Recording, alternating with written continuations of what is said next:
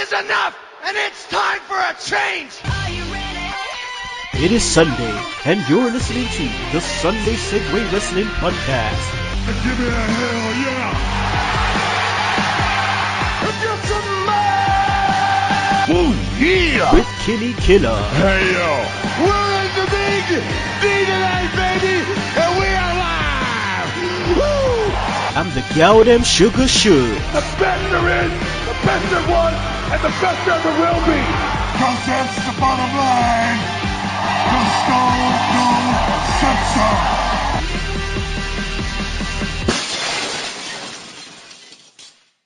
Hello everyone and welcome to the Sunday Segue Wrestling Podcast. It is Sunday, it's episode 68 and I am the man of the hour, too sweet to be sour, the one man with no Instagram, Kinny Killa. And as always, I am kicking it with, that's right, there's only one hashtag tech guy, only one Welsh wizard.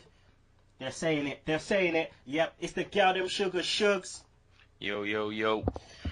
Now today people, I want to welcome to the show, back to the show, with his Belmont banter. That's right, it's James Belmont. Hey man, bring the Belmont banter back to this bitch. We also have a debut on the show today, people. He is one of the writers of Wrestling News Source. It is Richard Hughes. Yeah, guys, how you doing? All good. How are you doing? Doing alright, man. It's early, but we're doing good. We're doing good. Right, it's great to have you on the show. You know, our sister Vicky Earls has always said a lot about you, so obviously I wanted to get you on the show. And also we have an announcement to make, which we'll do a little bit later. But yeah, how's your weekend been so far? Yeah, it's been alright. Been watching a bit of World Cup. You know, got the big final tonight, but enough football and soccer talk. It's all about wrestling today. Well, anyway, Brazil got their ass spanked again. Twice, yeah, right. mate, they're terrible. Horrible. Oh my god. The look on Hulk's face, man. He just underperformed. He's overrated anyway. But anywho, James, how you been, man? How's how's offshoot been? As offshoot, don't ask. It's been really difficult, man, because I've been going from day shift to night shift and back again. Roxy's been putting in these crazy shifts as well, so trying to get us two together at the same time is pretty damn tough. Yeah. So I might try and do a couple of solo ones, see how they go down. Okay. Just to get it back out there. It is still there. We are still there. It's just difficult. Yeah, it's drifting. We're just struggling, man. Oh, good. I was watching the other day some new program called The 100, and there's a term, they're in space, and there's a term that they use for how they kill people, and it's called they're floaters. So they just put them out in space, like they just dash them out of the air, out of the spacecraft, and they're just floating in midair. So I suppose that's where the offshoot is right about now. It's just floating until you get reeled back in. Yeah, for the moment, yeah. Shugs, how's your weekend been, man? Well, I made my not so triumphant return to the football pitch. Oh no. Did 45 minutes, but man was like, I was like Fred in disguise. Oh my god. I just like had those like 2 1-on-1s and just like scuffed it. Oh. So now like all the haters are coming out now. Do you know what I mean? One bad game and all the haters are coming out. Man, they had to reconstruct that knee like fucking Triple H, man. They need to cool out. Exactly, 45 minutes, and I said, they're like, what happened to your burners? Where's your pace gone? I'm like, I don't know. I felt like I was running fast, but like nothing was happening. I was moving in slow motion. Oh shit. I tell you what, man. Last week, you and Bingus, you got me so sick. You know what? I got to applaud that. It was what was best for business. That's all I'm saying, man. That was so sick. I know. But Bingus couldn't wait though, you know. Come with that, there's always a plan B. Do you know what I mean? So you knew something was going down straight away. No, I didn't though. That's the thing. I thought it was just hitting his spiel, you know, his normal garb. But it's like, shit. As soon as he said that, I was just like, okay. And then you go, Shugs, read the questions. I just thought, all right, he's just, you know, chatting and shit. But then as soon as you said Billy Gunn 3 times, that was it. Skip, stop. Oh god. Legendary. Classic.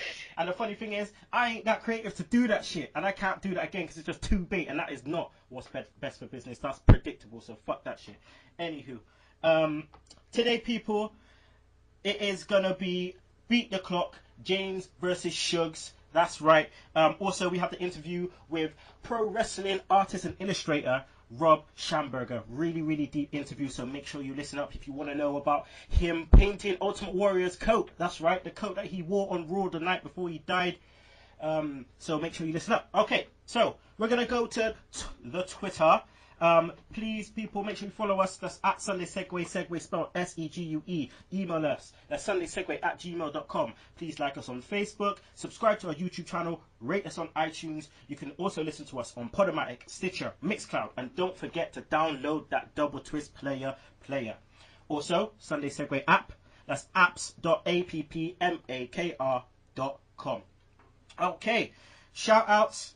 Let's go to the shout-outs. Again, if I can't get all of you in, sorry about your damn luck, but I will fit you in next week, okay? So, shout-outs to Victoria Wild, Daniel Emery Taylor, at Londra Loves RKO, Sick Row Wrestling, Shirley Crabtree, hashtag Team Cena MMA, Eyes on Wrestling, Jag and Rock, Sean Hodges, Bob Hodges, who else we got? We got Dr. Feelgood. That's a good song. Yeah, we've got George Burton, Evan Airborne, and last but not least, Chris Kelly. The rest of you, I will make sure I call you out next week. All right, Shugs, any shout-outs? Nah, I'm good. Okay. James? Nope. Richard? WNS column writer, all of them lot. Yeah, that's about it, really. Okay. Everyone who follows me on Twitter, etc. Right. Okay, well, we all know what happens when we have a debut on the show. It's impression time. So hopefully, hopefully Richard's been practicing his Paul Heyman impression. So, Shugs has always got his cards ready. So, Richard, without further ado, can you please give us your best Paul Heyman impression and let us know your favorite wrestler of all time and your favorite current wrestler? Ladies and gentlemen, my name is Paul Heyman, and I am the one behind the one. Behind the that's dope. I was so close. You can edit that out, it's fine. You can edit that out. Just go for my client, Brock Lesnar. Just go for that, bro. My client, Brock Lesnar. Okay, Shugs. I'm probably gonna have to give that like 5 out of 10, 4 out of 10. All right. Really? That hurt my throat. Listen to it. He went for that, man. He went in. Oh, I tried that one. You could feel it, Shugs. Come on, man. You got to do a bit harder than that. Oh god, love it. Okay, let us know your favorite wrestler of all time and your favorite current wrestler. Of all time, we'll get some heat for this, but Triple H. Ooh. Going for the heels. Started watching around 2000 and Triple H was on top and just loved it. Heel, taking care of Rock, taking care of Kurt, all of it. Yeah. Love some Triple H heel action. Okay, favorite current wrestler?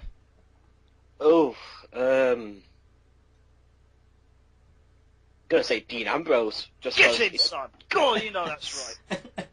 Just been watching him since CZW and then we're gonna talk about it later. But when he pops that Nigel McGuinness clothesline that pops so hard, and my guy. He's your guy, Moxley. Yes. All right, I like that. Okay. All right then, people. You know what the deal is. It's time to go straight into Raw. So we'll start off with segment 1, which was Roman Reigns and Kane angle. Shugs, Roman Reigns coming out to a massive pop in Montreal. Now, this was, his time to sink or swim. What did you think of the promo? Well, it wasn't terrible. I've seen worse talkers than him. He didn't really have much to say, but what he did say, he got across okay. He didn't call anyone baby girl, but it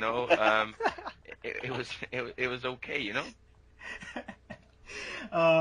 James, I stood my fucking ass up and clapped when Reigns said, "When Roman Reigns is in the house, you damn right Cena sucks." What was your reaction to this? Oh, I popped for that. That was awesome. He's improved loads on the mic, I think, compared to what he used to do. He used to say, 3 words each time the Shield was doing a promo. Yeah. So I'm glad he's now broadened his horizons a little bit and become more of a talker. I mean, he looks apart. I mean, he looks the part. I mean, Richard, I was quite impressed with Roman Reigns' presence, like, on Raw. What was your take on, how WWE is kind of presenting him at the moment? Like, for example, taking the fight to people, like fist pumping the fans, and just simply being the opposite of fucking the poster boy Cena. Yeah, man, they're really trying with it. They're strapping that rocket to him, and the promo seemed a bit forced, I thought, but it's getting there. It's getting more natural. Like I said with the Cena bit with the crowd, that was probably the most natural thing he's ever done, and he got a mad pop for it. So good for him. He's going to be a big guy. All right, guys. Now it's time for Name That Agent. Obviously, in the angle, we saw a couple agents come out. Name the agents, please, that you saw in that ring. Finley took the big spear. Horrible. Oh yeah. I didn't see who was the one who got thrown across the ring. Jamie Noble, wasn't it? Yeah, Noble. Yeah, Jamie Noble. Yeah. Was that Jamie Noble? Yeah. That was Jamie Noble. Oh my god, I ain't seen him since 2002. Yeah, he's the agent. Mercury was out there. Holy shit. Pretty sure Malenko was out there too. Yeah. You got that bald head now, haven't you? Yeah. Yeah. You've had that since he was part of the, what's it called? The Straight Edge Society, isn't it? Straight Edge, yeah. Yeah, they need to put these guys back on the roster, man. What are they doing in the back in suits? Well, they're agents now. They're just doing the damn thing. But Big Rotunda, Daddy Rotunda was out there. Oh, God. Yeah, Waistline 57, he was out there. Oh, good. Is it easy to... Well, last week, Suge said you shouldn't see these fucking two in the ring again. And lo and behold, we see Kane and fucking Reigns in the ring. They're just not listening, Shugs.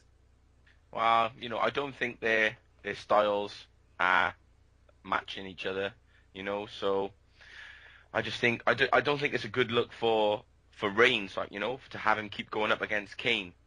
Obviously on SmackDown they put him in against somebody better, but I don't think Kane's style suits him, because he's not quick enough, he's not doing anything, and he can't really keep up with him. He can't keep up with Reigns already. Yeah. And it's not a good base. It's not a good base for his moves. Mm-hmm. Okay. All right. Well, let's go on to the next segment, which was the Usos versus the Wyatts match number 327. Chugs, are you bored of these matches yet? I'm not, but are you? Yeah, probably. We need to just see something different. I suppose at the pay-per-view they're going for 2 8 to 3 falls, so that's going to be something different. But at the moment it just seems to be like the Wyatts win on TV and then the Usos win on pay-per-view.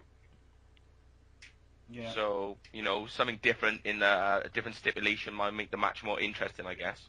Yeah, because obviously it's the same match. The matches are being booked quite different, but we're still seeing the same kind of high spots and stuff. They're trying to be creative, but there's only so much you can kind of do. There's only so much single matches before the pay-per-view and so on and so on. So we haven't seen the Wyatts kind of interfere in a Usos match, which would have been fresh because we haven't seen them do that. So that could have been something, but to no avail. Richard, what was your thoughts on the match? Because I thought it started slow and then picked up towards the end. Well, whenever these two are in, it's always a good match. I mean, even though we've seen it 3 million times now, it's always a good match, and you can't complain about good wrestling on bloody Raw these days. So it's been good. I think the finish was the twin finish was a bit strange, but they're trying to change it up, I guess. So. Yeah, James Harper, this guy, I swear, I know I say it every week, but every week I just look forward to it every week. That's when he gets a 2 count and he just looks into the hard camera and just looks so mad. But that Harper powerbomb, man, jeez. Oh, that dude's going to be a beast after this. Do you think the Wyatt family's going to split up anytime soon, though? Because I've seen some weird stuff going on in that Japan show. Oh yeah, I know. I heard about it with the steel chair. Yeah. Are they teasing it with the fans, maybe? Oh, that's a bit too soon. Shugs, did you hear about it? Yeah. No, I saw a picture of it. I've seen the one where seen a picture this morning about Bray Wyatt getting bust up, and he just had like the old crimson mask, but that was in New York, I think they were saying in the Madison Square Garden. Yeah. So no, I didn't see anything about no steel chair. Yeah, man, he laced Eric Rowan with the steel chair in his head, like. Like, just because he can. It's just like, yeah, fuck it, I own you, bitch. I'm just gonna fuck you up. But obviously, you're right, James. We've seen the slaps from, Harper on Rowan, but I suppose that's just part of the gimmick, isn't it? Maybe. Yeah, maybe. I mean, what would you say it's too soon to split them up right now? I wouldn't split them up just yet. I'd leave it a little while longer. But Bray is so hot right now on his own, doesn't really need the other two. No, and to be honest, I personally think for Bray, he needs to kind of watch out because Harper he's switching shit up every week.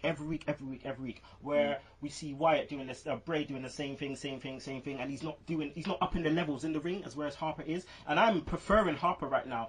And I think to be honest, I think like the fans in certain respects are too, but.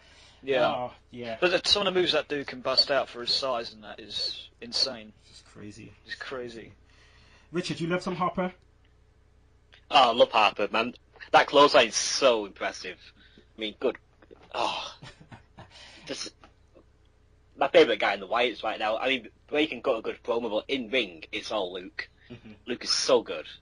Yeah, and it's nice to see JBL, endorsing him as well when he does the big lariat clothesline. Yeah, it's good touch. Good touch.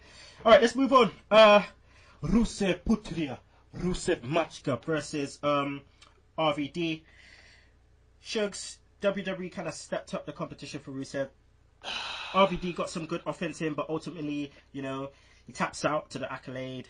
Looks like, he'll go on to feud with Swagger. Will the fans put this feud over and give Rusev, the amount of heat that he actually needs?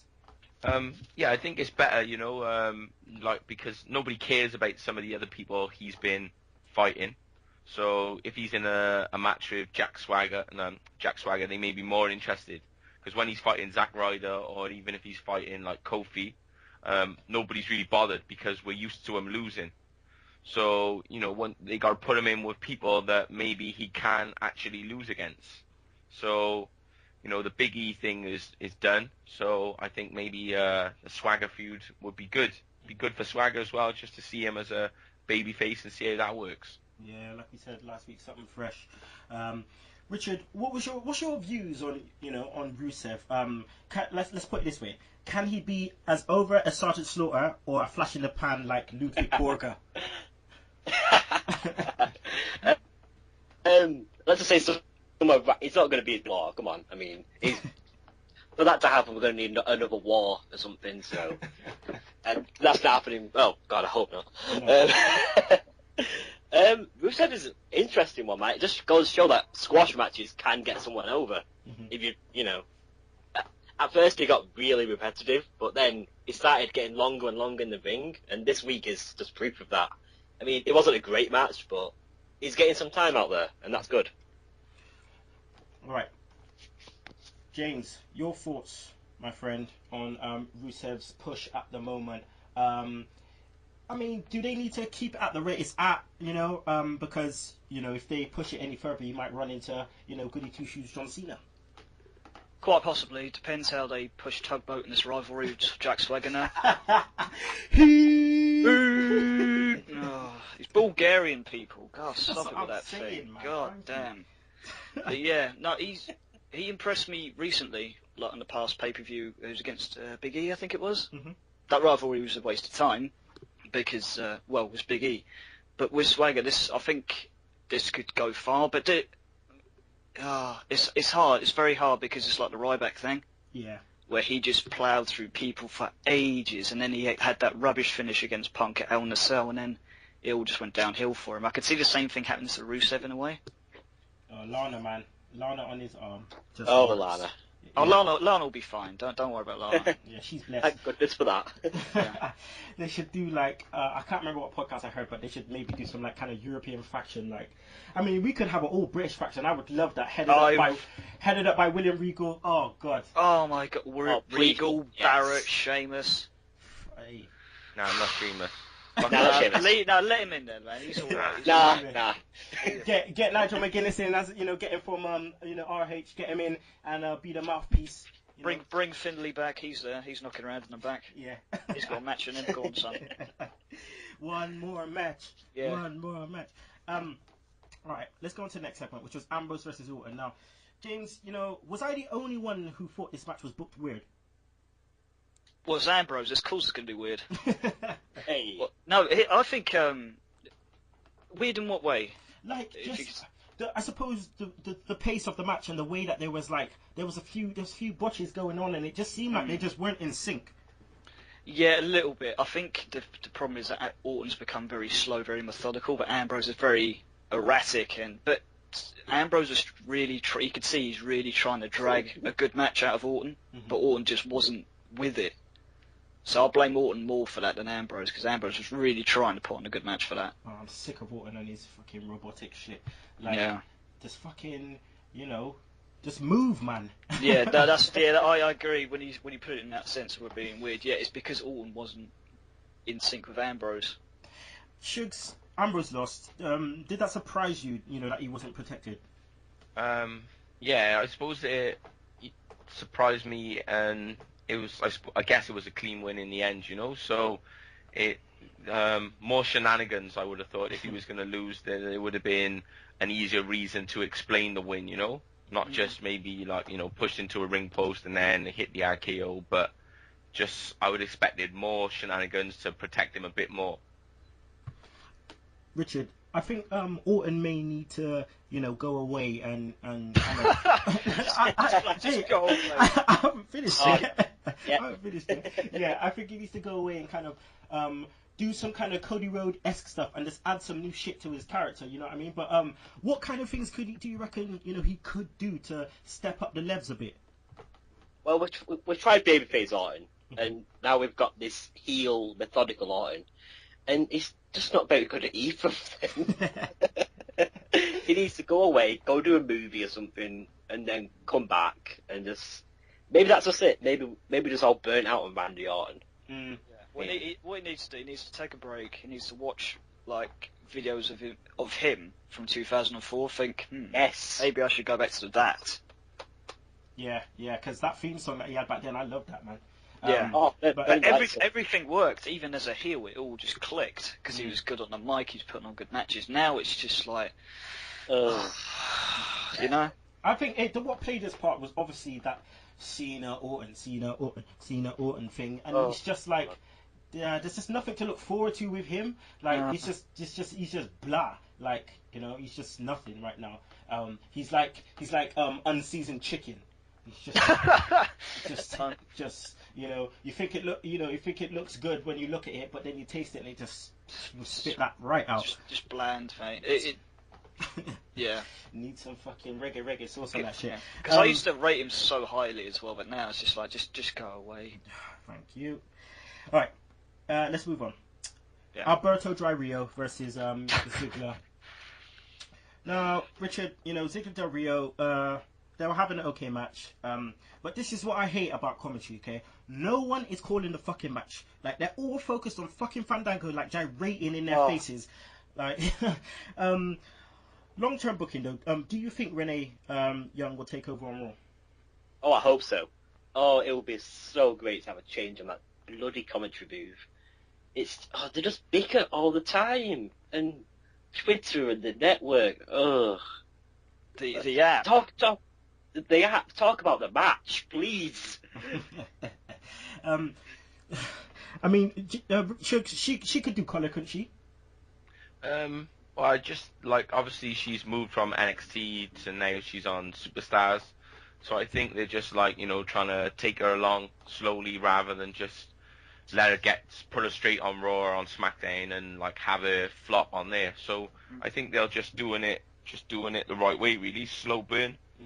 Because she seems to be on every segment on Raw, like, you know, seems to be involved in everything. If they could change all three, I'd put William Regal, Alex Riley, and Renee all on it. Something Not sure about fresh. Riley. I don't know Now about Riley's Riley. he's all right, but you know what I mean. Hey, Just something fresh and new, for God's sake. See, I would have Tom Phillips, to be honest, or I mean, I like Rich Brennan. He's still new.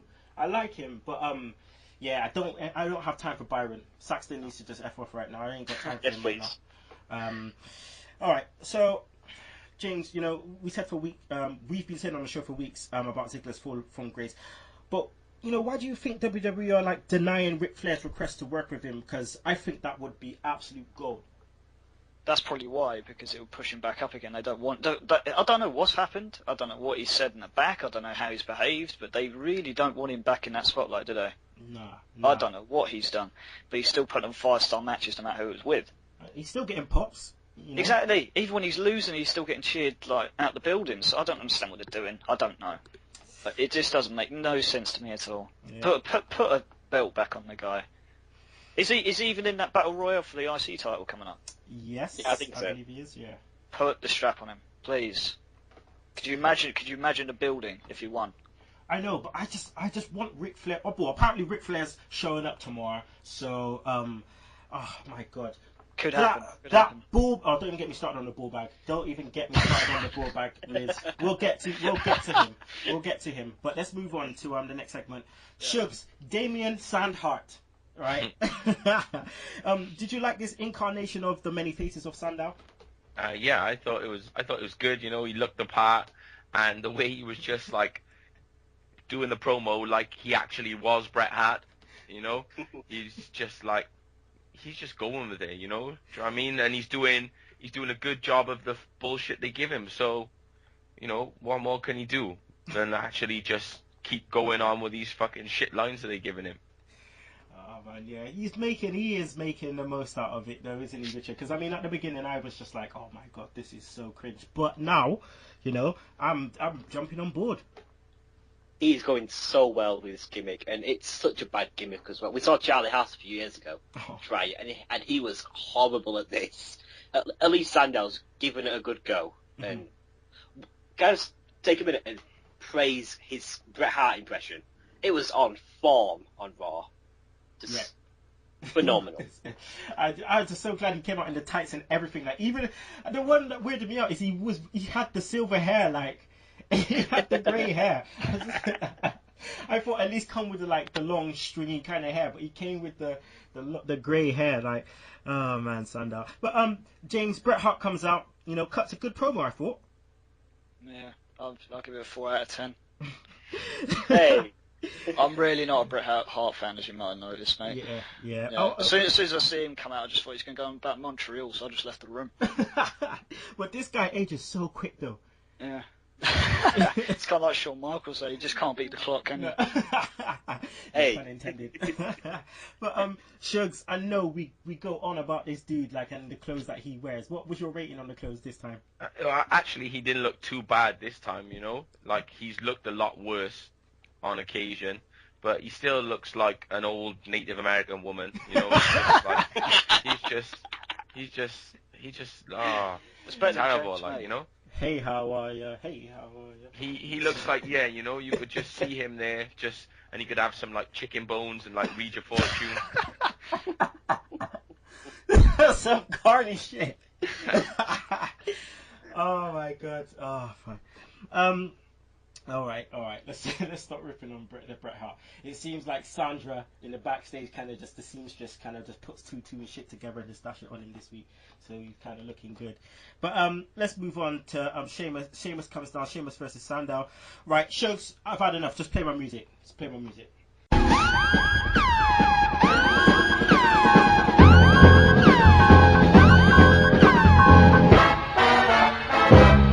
Sheamus, you're not fucking listening. Didn't you hear what Shug said last week? Fuck off, man. Just fuck off. I'm just tired of seeing your fucking ginger hair all over the shop, chatting shit. Just fuck off. How dare you bust up in there while Bret Hart was doing his shit. His music was playing. Your music don't deserve to play. Fuck off, mate. Go fuck off. Do your character change and then come back. Be a heel and just fuck up. You know what I would have loved? If you came out, right, shook Bret Hart's hand, as soon as he turned around, you just lay one in the back of his head. Heel turn. That's what we need. Heel turn. Not none of this fucking John Cena 2.0 goody two shoes bullshit. We know you're Irish. You don't need to fella this and fella that. Bruv, I don't know which Irish people you know that say fella 24/7. Because I know Vicky Earls don't do that shit. I know fucking Paul Field. I know Conor Miley. I know Jake Parker don't do that shit. Come on now. Fix up. Anyway, Richard, what's your take on on Sheamus at the moment? Earlier we said Orton should leave for 3 months. Sheamus should leave for like 3 years. just go away, please. I don't like Sheamus. I've not liked Sheamus since his ECW days. Just get him away. No. Shug said what he had to say last week, but James, do you echo, that? No, I feel like the minority over here. Oh, No, wait. No, calm down, Richard. No, I think if he heals it up, it'd be completely fine because he's a good smash mouth wrestler. Bit dodgy on the mic. He's not amazing, but he's tough as hell as well. And he can put on really brutal matches, which is great, which is what I like him for. So they just need to tweak him just a little bit, sort him out. Yeah, and then it'll be okay. His in-ring's great. His in-ring, Yeah. I love it, seeing him just like him and Cesaro just beat two shit. Like I love that. But it's just like when he's on the mic or he's backstage doing a segment, it's just like No, I agree. No, you can't keep going this fella thing. I don't know why they're trying to get that over. That makes no sense. Have they made that into a shirt yet? Yeah, it's the one he wears now. It's just got big orange writing on it saying fella. Great. Their t-shirt designs are getting worse. Yeah, man. I mean, WWE like to just gimmick it up too much. We know much. He's Irish. He's got a fucking Irish accent. That's all we need. That is it. He's We know Irish. he's Irish. We get it. We don't need 4 clovers and fucking the clover leaf and all this shit. Like, we know he's Irish. And fucking that move is the Texas clover leaf. The Texas clover leaf. Yes, that's what it's called. Fuck's sake, man. Oh, good. Anyway, man, enough about this clown. Right, let's go on to the next segment. Jericho against the Bullbag Miz. James, with the roster being so thin, how important is the return of Jericho? Huge. It's one of the biggest draws of the company, isn't it? Mm-hmm. To see Jericho live. So yeah, they did need that. They needed the boost. I don't know if he's going to be there that long now, so I'm not sure. But this, as far as Miz's return goes, I hope him leaving's just as quick. Well, that's what I was just going to say to Shugs. Like, on the other hand, how much do we want fucking the Bullbag to just stay away? I think that the Hollywood character is like gonna work better than them trying to shove him down our faces as a face. Yeah. You know? So him being a heel, him playing on this character that he's a Hollywood superstar and he's like a big deal and stuff, I think it's gonna actually work better than the gimmicks they've tried to put on before. It's closer to who he is, Yeah. And I think it's closer to his original Miz gimmick when he was good, because when he had the title, he was decent. He had a decent run. So, this is better than what we've been getting. And, we're lacking people on the roster. So, okay, so they're talking about Flair and all that shit, right? There's no point putting Flair with him right now. It'll do nothing for him. It'll do nothing. So they just need to keep him as he is now. Going on like he's some big shot when all he's been in is the fucking Marine 4. Yeah, it's straight to DVD movies. Mate. Yeah, that's a Hollywood superstar for you. And going on about his face, is his money maker. And every time he gets hit in the face, he's going over. And he needs to mind with that though, because obviously if they're looking to bring up Tyler Breeze, and that's his fucking gimmick. Yeah, Breeze is. That's what happens, isn't it? Yeah. Richard, okay, so put it this way. Ric Flair's coming, he's meant to be here tomorrow. He's passed all the physicals and so on and so on, which means he's going to be an on-air character. What happens with him then? What's he going to do? Is he going to be the new general manager? What's he going to do? I think the general manager might be the best thing for him. I mean, if you put him on Miz, it's not going to work. Even if you put him on Ziggler, I mean, it'll help Ziggler a lot, but Ziggler's still going to be mid-card, upper mid-card, and you don't want Ric Flair bigger than the star. You know what I'm saying? So Yeah. I mean, I think it would be alright if Ziggler was a heel with Flair. Yeah, I was just about to say that. I was saying if Flair was helping him win matches to get heat, that would work perfectly. Oh, just throw in the brass knucks, or just throw in the little Yeah, white piece slide in a of bright- the white piece of tape Yes. around his fingers. Yeah, see, just stuff like that. See, that would work. They need to do that. I mean, like JR's been saying, like heels have stopped being heels. You know. Well, the heels are more over than the faces, for God's sake. Yeah, they are. But it's because they're not cheating. That's why. It's because they're not cheating. Yeah, they're not actually heels. No. Okay. Alright, let's move on. Funkadyktals versus Paige and AJ. Richard, what is going on with Paige and AJ? Why the fuck are they tagging? I have no idea. This was so out of left field. You could have put. I can't name 2 divas. But you could have put. You could have put any diva tag team against the Funkadyktals, and it would. I suppose they've got Paige and AJ at Battleground, but this was so strange. I mean, I love Paige and AJ, but come on. Yeah. Super best friends? No. No, and it's the way they've booked it. It's like, what are we meant to understand? It's confusing. What are we meant to understand? Are we meant to understand that Paige is being sarcastic because she's smiling all through a lot, and she doesn't. The facials don't look like she's being sarcastic. She didn't sound on the mic sarcastic. She just sounded like she was saying, "And here comes my tag team partner, AJ." Like that was it. It is shocking booking, shocking. And I'm not surprised if Finlay is backstage fucking just like turning crazy, because Finlay's obviously he's dealing with the divas, but I know he ain't booking that shit. He can't be booking. I feel like I've missed the script for the last 3 weeks. I was like, what the hell happened? AJ comes back, wins the title back straight away, which I thought was crap to begin with. And then next week they're a team. It's like, what? That doesn't make any sense. I thought Paige was angry at her for taking the title away. Exactly. I thought she was going to go ham and just beat her up or something. No. It doesn't make any sense. I don't understand. And this myth about Paige being booked like AJ. AJ got dominated by Eva Marie for the whole match, and then she just scraped it, and no one said a damn thing. Oh my lord! Do you see what I mean? Don't even get me started on the fool. These smarks need just to shut up, or I'll smack him in the face. See, just leave Paige alone. Whoever's booking this, oh my days, I don't understand it. They really need her to go. They need her to go ham. I'm talking like fucking 10.5 on the Richter scale ham. I'm still waiting for someone to use the line, go hard or go home. I'm still waiting for someone to use that line. Just fuck someone up and say, you either go hard or you fucking go home, and just run roughshod over someone. Like, yeah. I've been saying it for weeks about so many people. Just let them go away and come back and start fucking up people without saying shit. And then like keep it as keep it hidden. Like keep them trying to get answers from them. They go towards the mic and just mic drop, bam, and walk away. Just do something different for once. Yeah. Sugs, Funkadyktals. These girls were going in, man. I mean, I was waiting for the weave to drop off, yeah? And take off the weave, Shugs, you know it's going down. Shugs, that was some Harlem Bronx weave, bruv. Like, not no Brixton shit. That was like, because that shit weren't coming off. Yeah, no, they were getting swung round, and that shit was sewn in tight. There's no glue on that. That shit was sewn in tight. Sandra seen that shit in, like. Yeah, Sandra. The only thing coming off was somebody's scalp.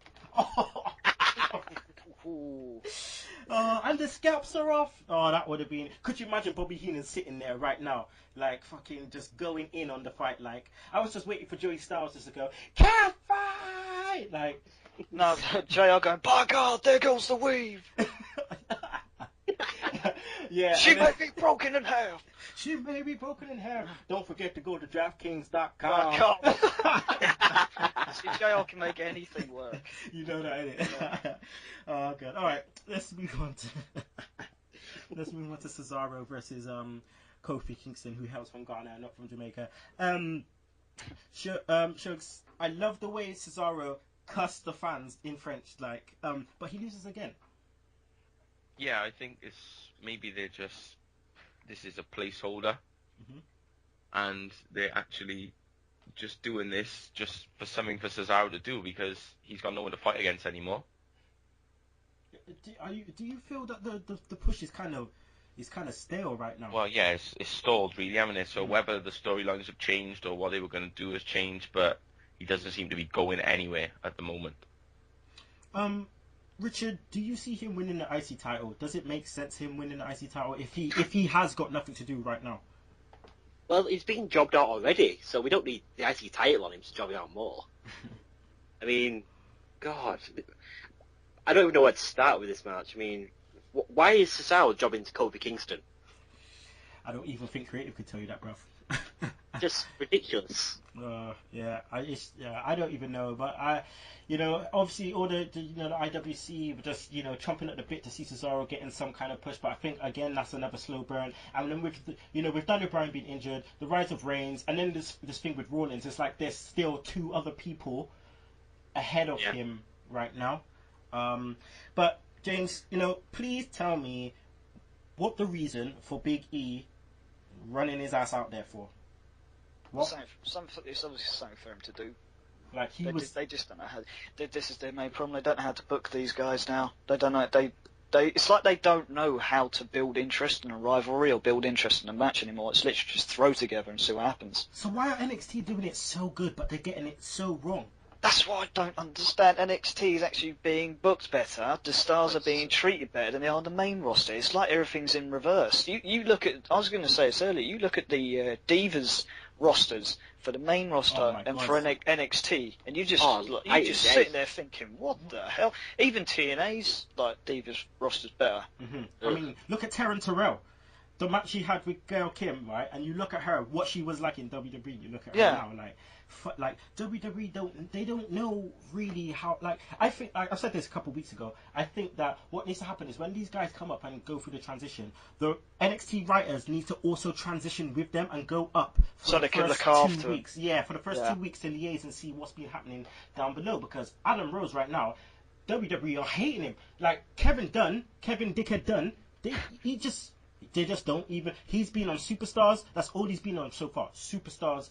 And that's it. And that just shows where he's going. He's just soured. And he's going nowhere, mate. He'll vanish soon. And Shugs has said it's not his fault. It's creative. They don't know what the fuck they're doing with the transitions. All right.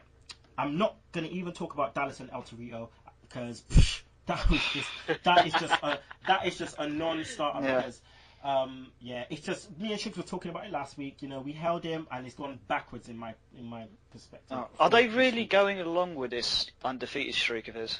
He's 14-0. Oh, for fuck's sake! He's unbelievable.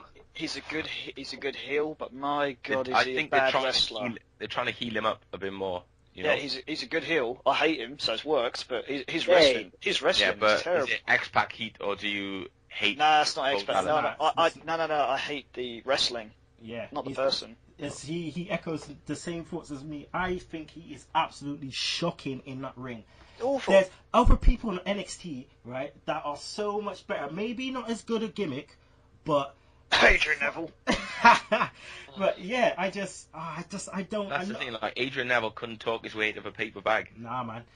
He was shocking this week on NXT in the back with Sami Zayn.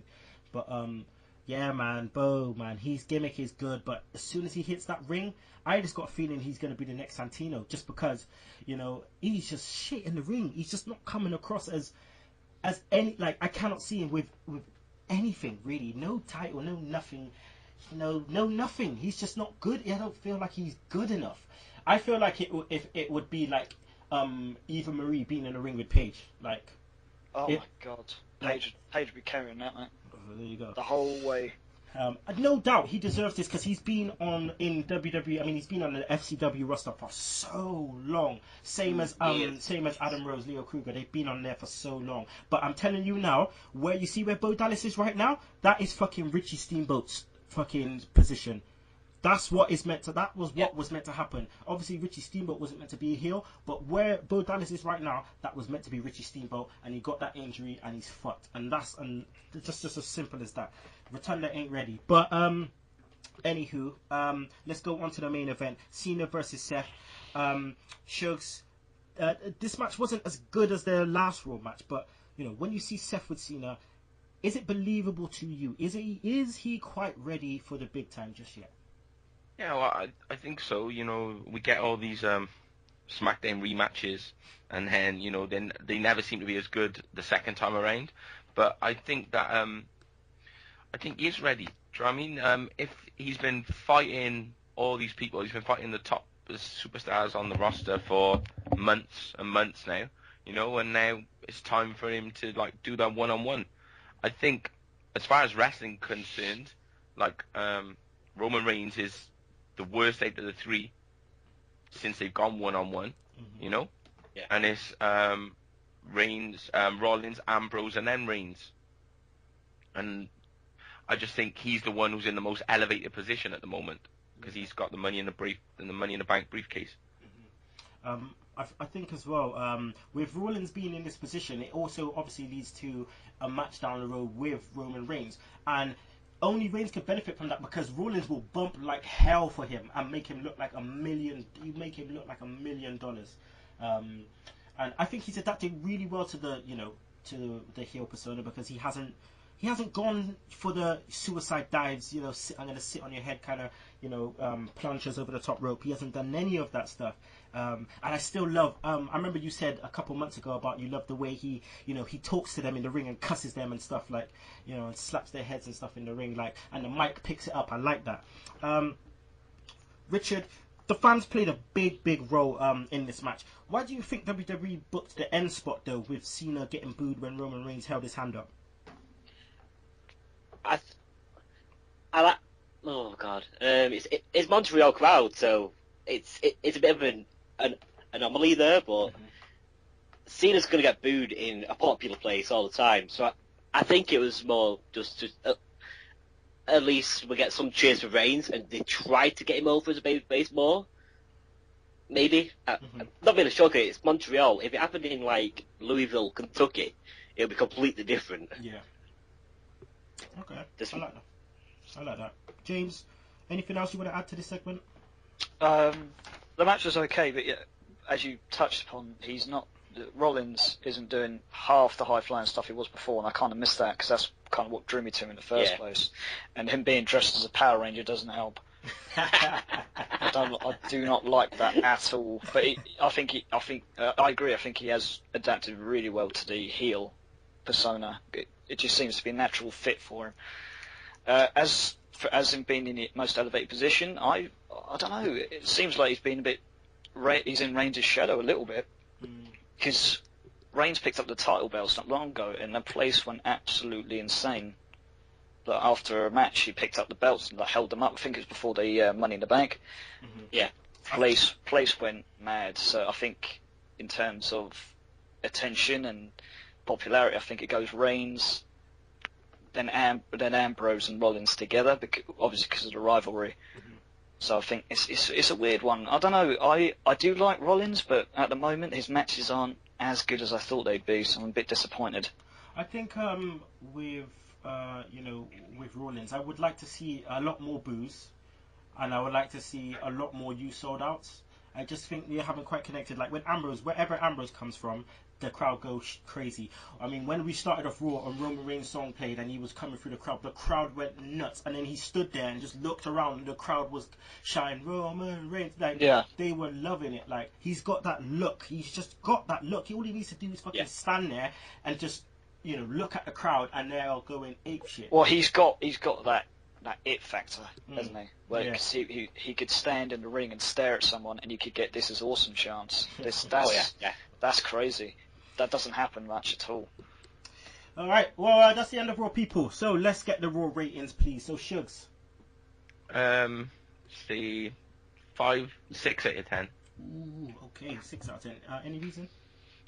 Well, there was nothing that really marked me out. Jericho's return was last week. There was nothing, really spectacular that happened on the show. Just standard. Okay, fair enough. Richard. Yeah, I have to agree. About 6 out of 10. They were in Montreal and nothing happened. It was a very missable Raw. James. Yeah, I'd say 6.5. Nice, okay, across the board. I like that. Alright, so let's go to the Raw feedback. Shugs, have you got Facebook up finally? I'll start off with the cookie cutter podcaster himself, Mr. Michael Cook. Good start to the show with Reigns and Kane. Reigns isn't the best talker, but if they kept putting him in these segments, I'm confident he will get better. Usos versus Wyatts do not have bad matches, and I really like this one. The Wyatts need to be tag champs, and I'm looking forward to 2 out of 3 falls match at Battleground. Bo Dallas continues his unbelievable winning streak, and I replayed him running over El Torito over 100 times and still kept laughing. Bo Dallas should win IC title Battle Royal and have his first big feud with Wade Barrett. Orton versus Ambrose was good, but I feel it lost its way when Ambrose jumped off the top rope and did nothing, and then Orton drop kicked him. I think it was good that Orton got a clean win, but I would have liked to see this happen when he was champion. Main event was okay, but we seem to be getting a lot of DQ finishes. It seems they have not had any creative finishes these days. Ambrose continues to stop Rollins cashing in the Money in the Bank, but I have one question. Would this storyline be better if it was someone other than Cena as champ? I feel if Ambrose stopped Rollins from beating Cena, the fans would turn against Ambrose. Good. That's a good question. Raw rating 7.5 out of 10. That's an interesting theory, actually. I was just thinking about that. I didn't think. Shug Daddy. Which one do you want me to do? Joshua Smith? Joshua Smith, yeah. Yeah. Alright, strange way to open Raw. But, nevertheless, it was a good, strong, as well as different live rings to showcase his microphone skills. Finding it a bit weird, the Wyatts versus Usos again. Orton versus Ambrose was hell of a fight. Another good creepy segment from Gold Star. Bo Dallas knocking over El Torito was amazing. Seth Rollins versus John Cena seemed like it was missing something for me, or I didn't enjoy the match and didn't like it being a DQ victory, as this seems to be doing a lot lately. Raw rating 7. Sorry, Josh, man. Again, we're not in West Midlands, fam. Hut. Don't know what this guy's on about, man. You know I'm only joking with you, brother. Alright, and last but definitely not least, Darren Dyer, aka Axel Mulligan. Enjoyed the show overall. Enjoyed every match, and the promos seemed to have some sort of significance, and there were no filler segments as such. Roman still not great on the mic, but good improvisation when the crowd started the Cena Sucks chant. Decent opening segment, fair play to Finlay taking that spear. Usos versus the Wyatts was a really entertaining match. Great chemistry between these two teams as always, and looked as though we might get another title match at Battleground. Shame RVD was made to look like Rusev's bitch, but I suppose that's his place in the company. That's his place in the company these days. Orton versus Ambrose told a really good story. They have awesome chemistry, I think, and hopefully they have. Sorry, let me start that again. Orton versus Ambrose told a really good story. They have awesome chemistry, I think, and hopefully they can have more matches like this in the future. ADR versus Ziggler, another fun match. Pleasantly surprised by Fandango's commentary. Stayed in character with tone of voice and mannerisms. When was this announced as a US title number 1 contenders match, though? Speaking of the US title, why the hell is our US champion in the IC Battle Royal? Seems like rather lazy booking, because I can't see Sheamus winning the match. Really looking forward to the Wyatt versus Jericho promos in their feud. This one was decent, and the War of Words could make for one of the most intense feuds of 2014. Wasn't too keen on the main event. Match was far too short for my liking, and the ends of the shows are getting far too repetitive now with both Raw and SmackDown. 7.5 out of 10. Okay, that's the end of the feedback. Thanks a lot, guys. Okay, so we're going to go to a break, and then we'll be back with SmackDown in 60 seconds, Sugs Stunners, our new segment, which is Segue Weekly Polls, our interview with pro wrestling artist Rob Schamberger, and also the Beat the Clock trivia. That's right, Sugs versus James. Don't forget Beat the Clock as well. So don't forget In the Words Of as well. So please come back in a second. Be sure to listen to the Sunday Segue Wrestling Podcast. What? Every Sunday with Kinny Killa and the Galdem Sugar Sugs. Yes!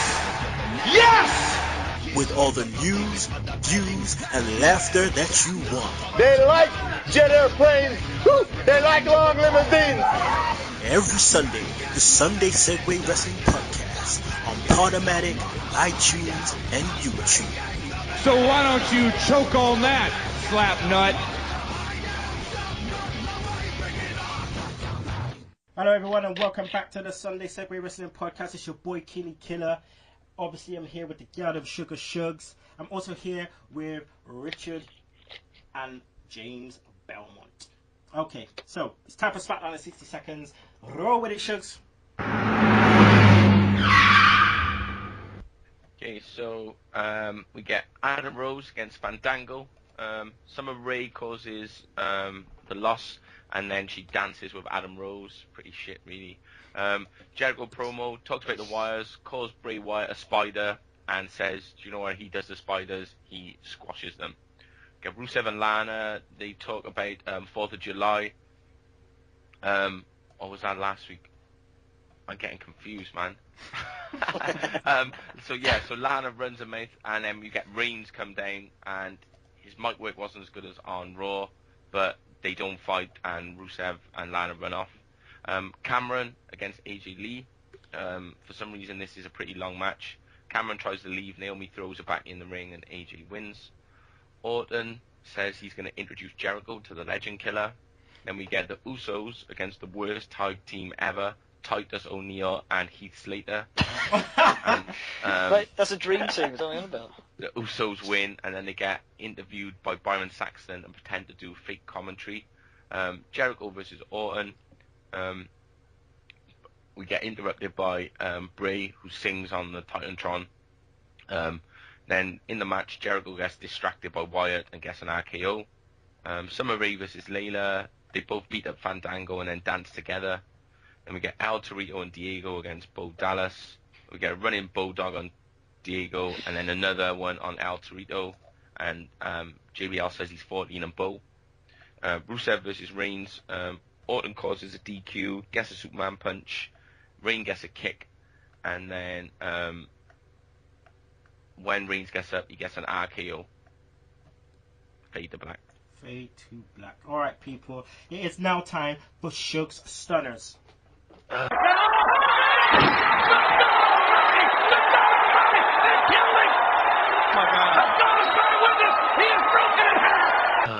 Jobber of the week. I'm going to give it to Damien Sand-Hart because he had to lose, as well as dressing up like Bret the Hitman Hart, he had to lose to that idiot Sheamus. Move of the week, I'm going for the running Bulldog on El Torito. Because Bo had to do it off the second rope. It was so great. And then rest of the week, I guess I'd give it to Roman Reigns. You know, got a spotlight put on him, and he did all right. Reigns. Alright, people, we're going to go to a new segment right now, which is called Segue Weekly Polls. So what I'm going to do now every week, we're going to put out a question for the seg heads to answer. So we've done good for the first one. We've had 54 responses, which is, you know, so thanks all the seg heads out there. Also, we've had quite a few people write a few comments. You know, it was an option to write a comment. You didn't have to, but a lot of people did. More than half of you did. So the question was, do you think Seth Rollins will cash in and win the WWE World Heavyweight title by the next Money in the Bank pay-per-view? So 52% of you said yes, and 48% of you said no. Now I just want to read out a few of the comments that people have written. So someone said no, and they said, I think Rollins will lose, and D will make sure of that. Someone else also put no, and they said he has the it factor and he will be a big star for years to come, but they just don't think it's going to happen right now. Another person said no. They said, I don't know, as far as he hasn't really appealed to me. He doesn't seem like a heavyweight champion to me yet. So a few yeses. So people said yes. They said, I think he was the MVP of the Shield, and WWE has realized that. I believe his future role will be in a similar vein to Edge or a post 2002 HBK, as he's the guy who won't be the face of the company, but the guy who will put on a solid few matches with the likes of Reigns. Okay, I like that. Another yes. Let's see what another yes has said. They said he needs to stop the failed cash-ins. His character is too clever for it. And one more. They said yes. They say, I think I think Seth has improved greatly since debuting. Mike skills still needs a bit of work. Difference between working with a team and working semi-solo. But I think he'll keep improving over the next couple of months. So thanks to all the seconds out there. I think this week's question is going to be based on Kenta. So this week's question will be, do you think WWE will ruin Kenta? That is going to be the question. So look out for the question tomorrow. Will be put up on SurveyMonkey, so make sure all you seconds out there give us another 50 responses, please. Right, so right about now, we're going to go to the interview that I did the other day with pro wrestling artist and illustrator Rob Schamberger. Now, this guy is a very, very talented guy. I don't know if you've seen any of his pictures and what he's done, but right about now he's linked with WWE auctions and he does paintings for all the WWE wrestlers, and they put it on their auction site. So please make sure you check him out. Listen to the interview because it's very, very deep. And yeah, here we go.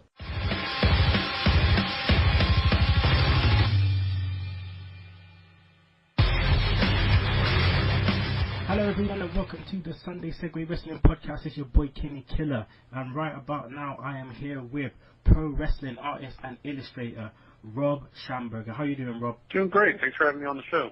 Am I right by saying your last name? It sounds a hint of European descent. Yeah. My family came from Germany. It was originally Schoenberger, and then when they came to America, they thought it sounded more American to be Schamberger. So that's where it comes from. Where did you grow up in the States? In Kansas City, Missouri. It's in the Midwest. Mm-hmm. And you know, is it a well-known wrestling city? Yeah. The National Wrestling Alliance actually used to be based out of Kansas City when Bob Geigel was the president. Like around the era of the first Starrcade. Have you always been a wrestling fan? Didn't get into it till I was about 18. Just happened to catch it watching TV one night and was just hooked from there. So what was your earliest wrestling memory? Well, definitely growing up in the 1980s. You couldn't be a kid without knowing about Hulk Hogan and Roddy Piper and the Iron Sheik and all that. So I, kind of grew up around it, especially like I was a fan of the Rocky movies. So, the third one with Hulk Hogan as Thunder Lips. I remember that stuff. But then it was, when I was 18, it would have been 98, 99, happened on Ric Flair doing a promo, and then the next week started watching Raw, and just kept watching since then. And the rest is history, as they like to say. So, for all you listeners out there that don't know, Rob is a pro wrestling illustrator artist who's done some very amazing paintings of your favorite current WWE superstars, also past superstars. Rob, have you painted just wrestlers, or have you painted any other sports icons? Actually, I was in comic books for about 15, 16 years professionally before I transitioned into doing, quote, fine art. And with that, did several different types of subjects like pin-up stuff or, just basic portraiture. And then decided to focus in on wrestling because I realized no one else was doing it, especially seriously. And just really taken off from there. Okay, so you realized a bit of a gap in the market. Yeah. So how did your love for painting begin? Definitely started with comic books. When I was about 8 years old, my older stepbrother bought me my first comic, and we spent the whole weekend redrawing, all the different panels and pages from it, and just never stopped drawing, and kept pushing myself further, and transitioned into painting just to, learn more different techniques and things that I could do visually. So I know a lot of the listeners out there will probably like to know, are you a Marvel or a DC guy? I'm more into the creators. Okay. Like if Alan Moore or Grant Morrison or whoever is writing something and I know that I like their work, I'll follow them, and the same with different artists. If there's good Frank Frazetta collection out there, or something now being done by Michael Lark or Sean Phillips or whatever, I'll gravitate towards that. Okay, so a lot of people generally have things that inspire them to do, the creative things that they do. So what inspired you to start creating paintings of different wrestlers? It was that first thing where I realized no one else was doing it. So I knew that was a way for me to stand out. Like, when I was doing the pinup stuff, I was doing fairly well with it, but I was just another guy doing paintings of sexy women in their underwear. If you get really good at that, it's kind of like being the world's tallest midget, I guess. And I was just looking for something else, a way that I could stand out, but also doing subject matter that I really enjoyed. And it hit me, like wrestling, like, no one's doing this. I should do it because, I would have liked to have, seen this kind of stuff too. Like, I've got certain kinds of tastes, and by and large, wrestling merchandise or the way that wrestling is presented didn't exactly match the feeling that I got actually watching the shows. And that's something I try to get across with my work, is I'm not just doing a painting showing what the Ultimate Warrior looks like. I'm trying to do a painting showing what his whole persona felt like. When I first saw the picture of Ultimate Warrior that you painted, I was taken aback because it literally put me, back in that time when I first started watching wrestling, and it put me right there and then. And those are the things you want to encompass, and you definitely did that for me. It's just amazing what you do. And in terms of the wrestlers that you have painted, what's the feedback been like from from people in the wrestling business in terms of the pictures that you have painted for them? I'd say 99.9% positive, overwhelmingly positive. Wow. Like the whole way that I started this was I crowdsourced, used Kickstarter to fund my first one, and raised $20,000 in a month, and that was all from wrestling fans that wanted to see me do this kind of work, and that helped me get out of my day job and transition into doing this full time. And I'm coming up on 3 years now of just painting wrestlers for a living. When I found out, about this opportunity to interview you, for me, I was really happy about it because, I've seen a lot of your pieces of work. I remember, a few years back when I started hearing your name, and I was like, oh, I need to check this guy out. I need to check out, these paintings, because if they're as good as people are saying they are, then I definitely need to do it. And as soon as I saw the Ultimate Warrior one was the first one I saw, and ever since then, I've seen quite a few of them.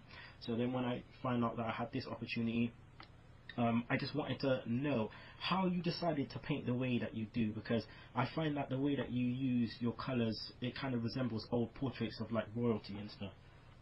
Yeah, there is some of that, definitely. I try to, when I start working, I try to make it, more representational, but then I add in other elements to create energy and to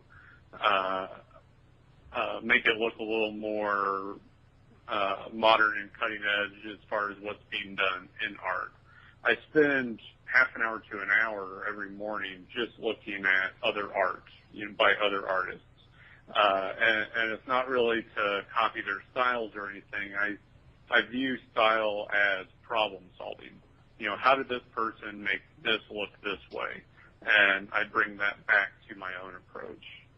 So I'm always pushing myself to learn more and to do more with the art. Also, with this, and also checking out some of your pictures, I realize now that you have a link with the WWE auctions. How did that happen? That was really cool how it all came about. Through the National Wrestling Hall of Fame that's based out of Waterloo, Iowa, they have an annual induction ceremony. And 3 years ago, I was there showing my work and met Jim Ross and Jerry Briscoe and struck up a friendship with both of them. And last year, WWE was coming to town for Smackdown, and I wanted to put on a gallery show that same night showing my work. and do it as a benefit for the Make-A-Wish Foundation. And so I reached out to Jim and asked if he could pass along my information to WWE to see if they could help me out with that show. And he did, and they did. But Jim went that extra mile and told several people there, you need to actually work with this guy. Like, it's a really good fit. And they jumped right on it. And, we launched towards the end of the year last year, right around, Christmas shopping time. And it's just built and built on there to where I was painting live at WrestleMania this year. Oh, wow. That must have been an experience and a half.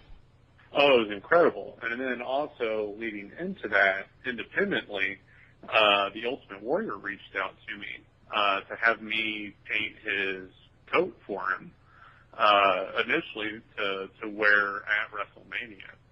And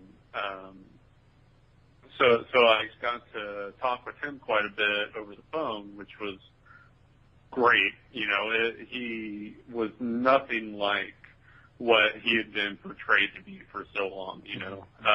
Got to know him as a person, and he was a really, really cool guy, and actually got to watch WrestleMania from his box seats. I unfortunately never got to meet him. And we didn't find out till just before the show that he wasn't going to wear the coat out there, but then the plan was for him to wear it that next night on Raw. And so that coat that he was wearing on Raw, I painted that. And you painted that? Yeah. Wow. And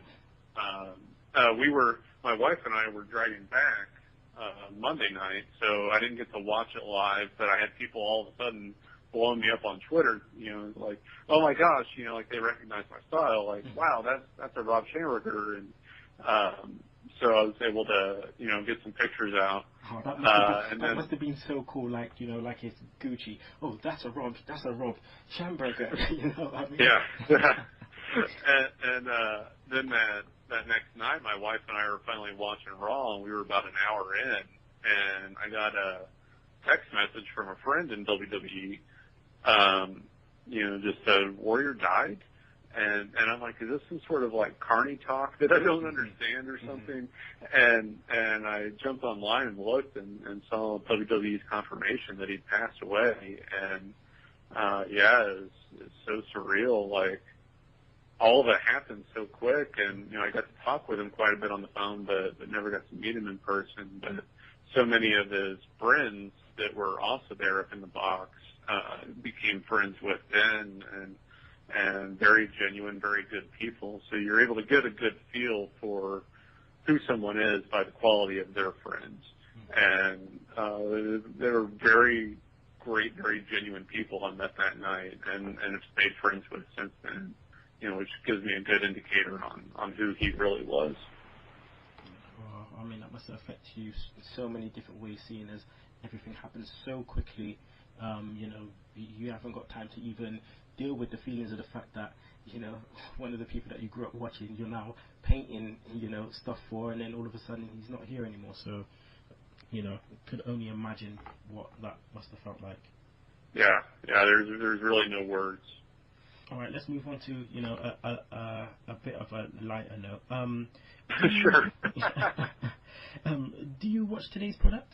I watch Raw every week at the minimum. Try to catch NXT when I can as well. I love that show, and occasionally watching Impact. And unfortunately, Ring of Honor is not shown in my area here, but got several friends that work there, and I think it's a great show. Okay. Yeah, NXT right now is the show for me. It's the show. Oh yeah, I think it's the best wrestling show being made. Yeah, the characters and the wrestling, and I mean, when you've got divas having better matches than you do, on Raw every week, it says it says a lot. Who do you currently like in the WWE? Oh, that's kind of tough because I've become friendly with so many of the people. The same ones that stand out for everyone, like, the former Shield guys and the Wyatts and, In NXT, of course, Sami Zayn, and also Simon Gotch that performs there is a friend of mine. And I love that character. Yeah, he's a great guy. So it's cool seeing him starting to get some TV time.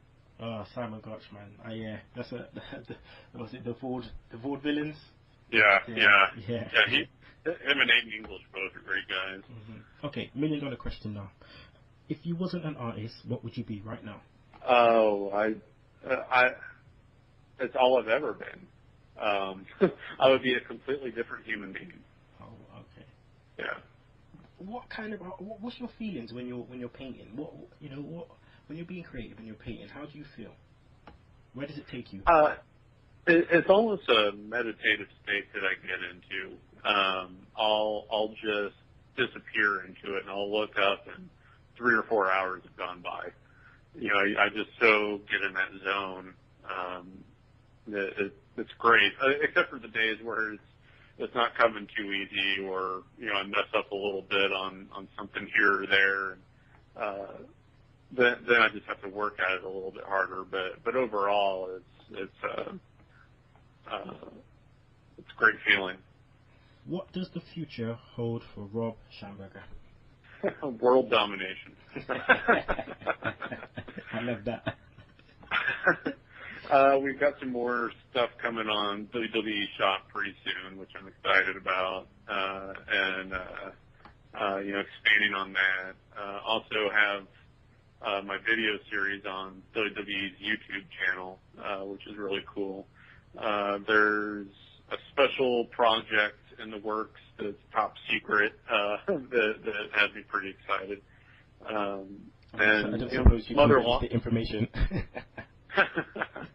And some longer range projects that I hope come to the light of day sooner than later.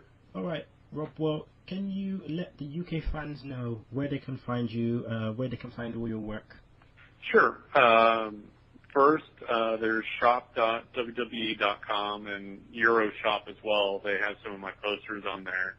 And auction.wwe.com. Pretty proud of that. Every week we launch 2 to 3 new paintings.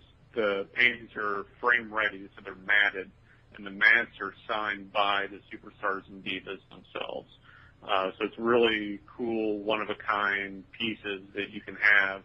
Not only are you getting, like autographed memorabilia, but it's an original painting that you're going to be able to display on your wall.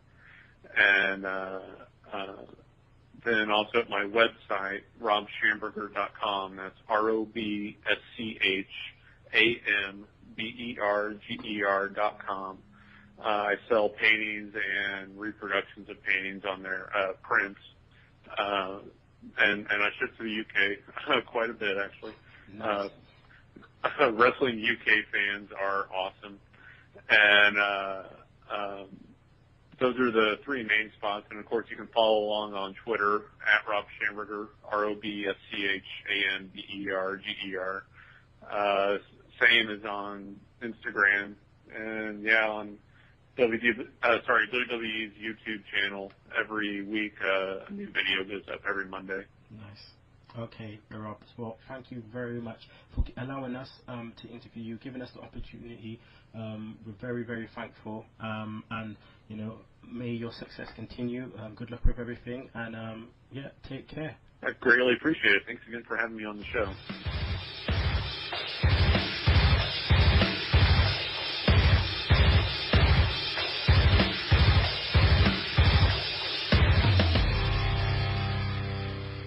There goes the interview with pro wrestling artist and illustrator Rob Schamberger.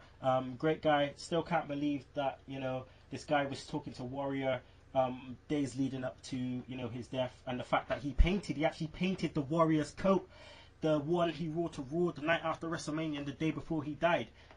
So yeah, it's a weird feeling to think that, but again, very, very, very talented guy. So please, people, make sure you check out his website, check out all his work, because it is amazing.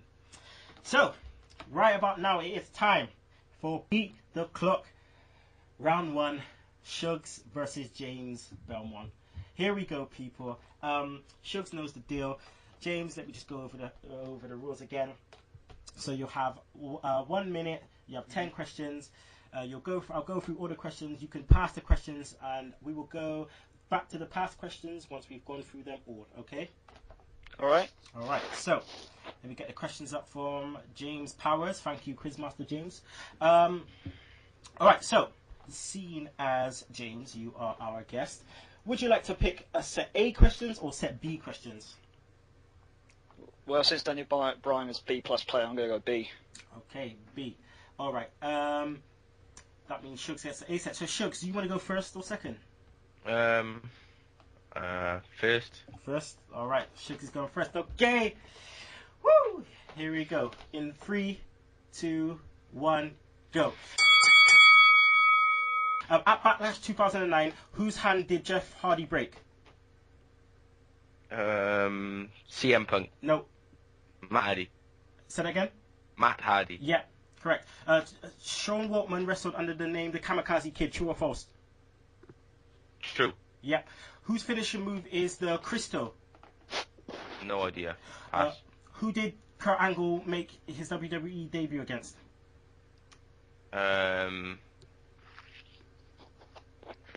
JBL. No. Eddie Guerrero. Nope. Pass.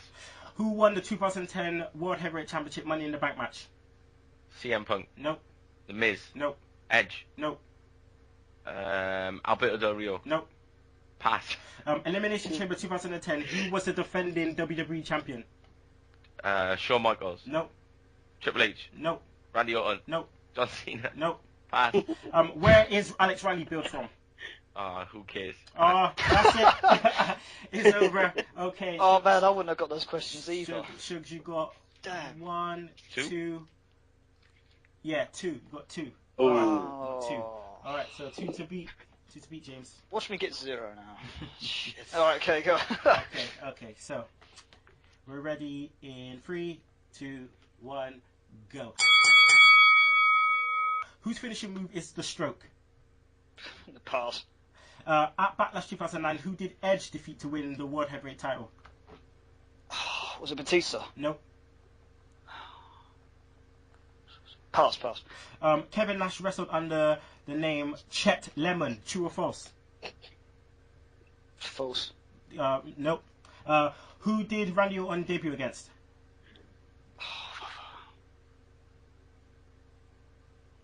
Pass, I don't know. Who won the 2010 WWE Money in the Bank match? What year was it? 2010. 2010.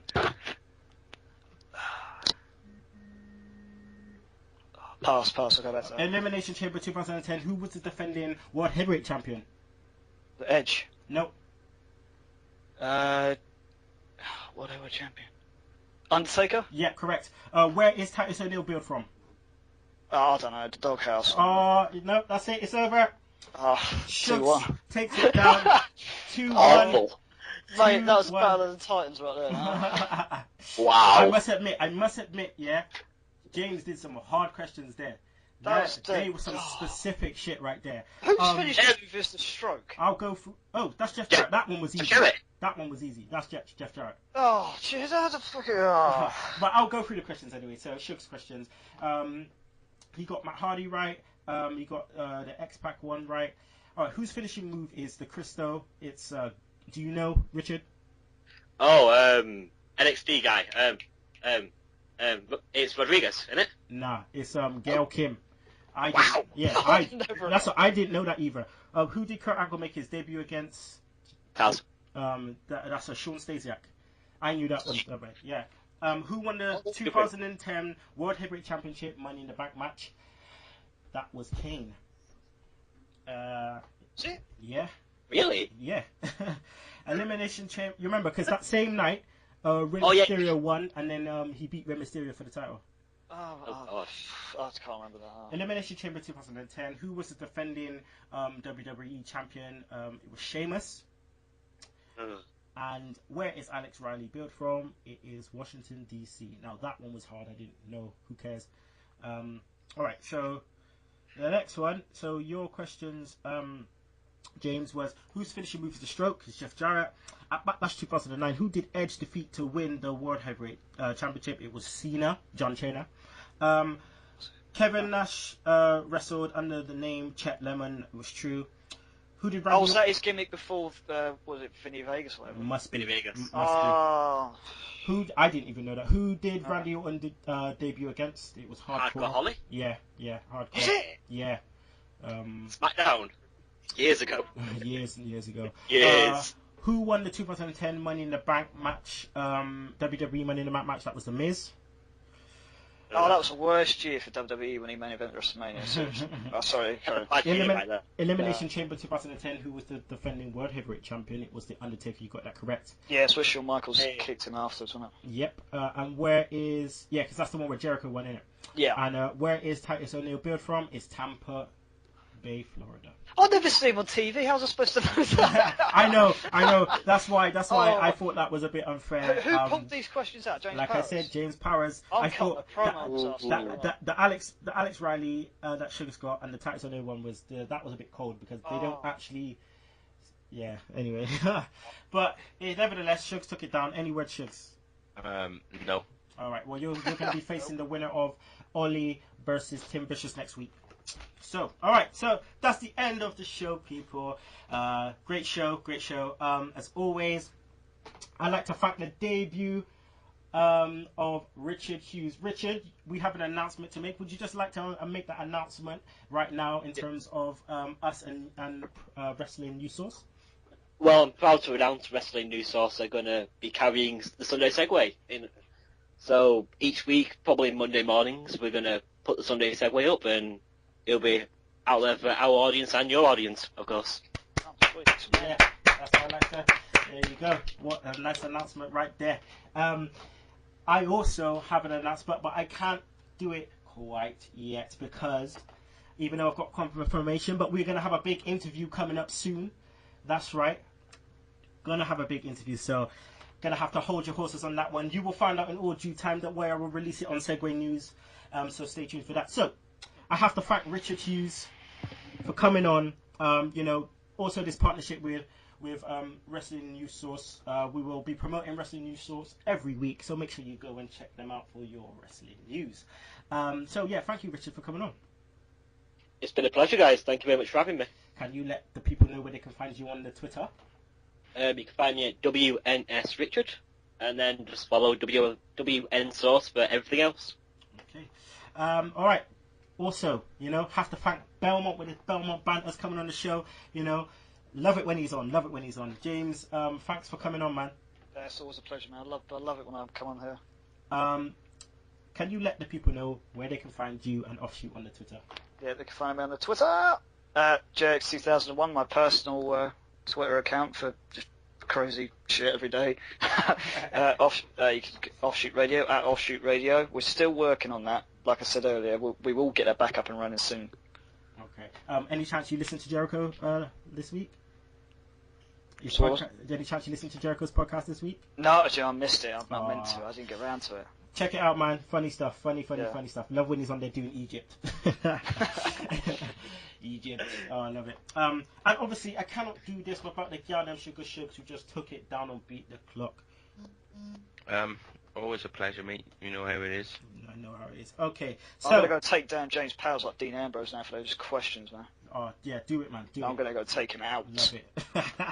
All right, people. So it is now time for In the Words Of, and In the Words Of this week is gonna be courtesy of Ric Flair on Primetime Wrestling when he made his official first appearance on WWF television. So, without further ado, here we go. Hogan, for 10 years, it's been two names. Hogan and Flair. Hogan, the WWF champion. Ric Flair, the real world champion. Now let's bring this down to this. Something, Hogan, you have to understand. You don't ignore this, Hogan. My name's Ric Flair, and I'm gonna burst that bubble, big man. And henceforth, big man, Hogan, wherever you walk, in any major airport, any department store, hotel lobby, the question is gonna be in your face and in front of everyone. Can you beat Ric Flair? you're gonna have to wrestle him, Hogan. I mean, Hogan, you're gonna have to wrestle him. You're a hero, Hogan. You're the man. And Hogan, that's when you're gonna have to look inside. You're gonna have to say to yourself, well, am I? I don't know. Well, I'll tell you what, I know. I'm Ric Flair. I'm the real world champion. How about that, Brain? Well, I guess I'm saying, Hogan, you either put up or shut up. And if you don't like that, you can choke on that slap nuts. Woo!